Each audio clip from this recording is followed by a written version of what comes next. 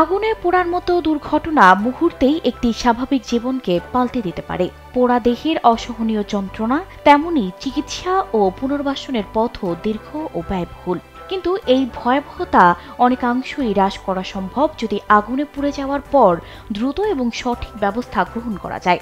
অনেকে বিশ্বাস করেন পোড়া জায়গায় বরফ দিলে দ্রুত আরাম পাওয়া যায়, তবে চিকিৎসা বিশেষজ্ঞরা বলছেন এ ধারণাটি ভুল এবং তা আঘাতকে আরো বাড়িয়ে দিতে পারে। বরফ দিয়ে পোড়া জায়গা ঠান্ডা করার প্রচলিত ধারণাটি শুধু ভুল নয়, বরং তা বিপজ্জনকও হতে পারে। বরফের পরিবর্তে পানি ব্যবহার করাই নিরাপদ ও কার্যকর।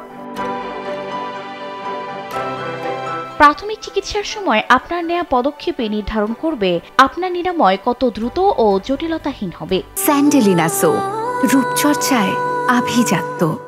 পোড়া স্থানে সরাসরি বরফ দিলে আক্রান্ত ত্বকের টিস্যু আরো ক্ষতিগ্রস্ত হয়। অতিরিক্ত ঠান্ডা রক্তনালীগুলোকে সংকুচিত করে, যার ফলে রক্ত প্রবাহ কমে যায়। এতে টিস্যুর ক্ষতি বাড়ে, নিরাময় প্রক্রিয়া ধীর হয় এবং সংক্রমণের ঝুঁকিও বেড়ে যায়। বরফের কারণে ব্যথা কমে গেলেও এটি ত্বকের প্রকৃত ক্ষতির মাত্রা আড়াল করে রাখে, ফলে সঠিক চিকিৎসা ব্যাহত হয়। বরফ পোড়া স্থানে লেগে থাকলে তা তুলে নেয়ার সময় ত্বকের নতুন গজানো অংশ ছিঁড়ে যেতে পারে।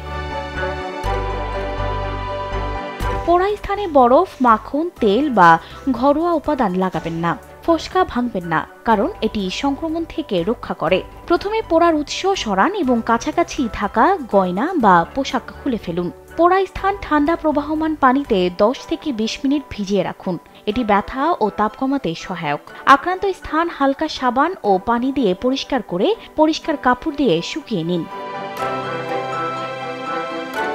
একটি জীবাণুমুক্ত নন-স্টিক ব্যান্ডেজ দিয়ে আলতো করে ঢেকে নিন। প্রয়োজন হলে প্যারাসিটামল বা আইবুপ্রোফেন খেতে পারেন ব্যথা কমানোর জন্য। অ্যান্টিবায়োটিক মলম লাগিয়ে সংক্রমণ প্রতিরোধে সাহায্য করুন। ফোসকা দেখা দিলে ফোসকা না ফাটানোই ভালো, এটি শরীরকে সংক্রমণ থেকে রক্ষা করে। যদি ফোসকা ফেটে যায় তবে পরিষ্কার করে জীবাণুমুক্ত ড্রেসিং দিন।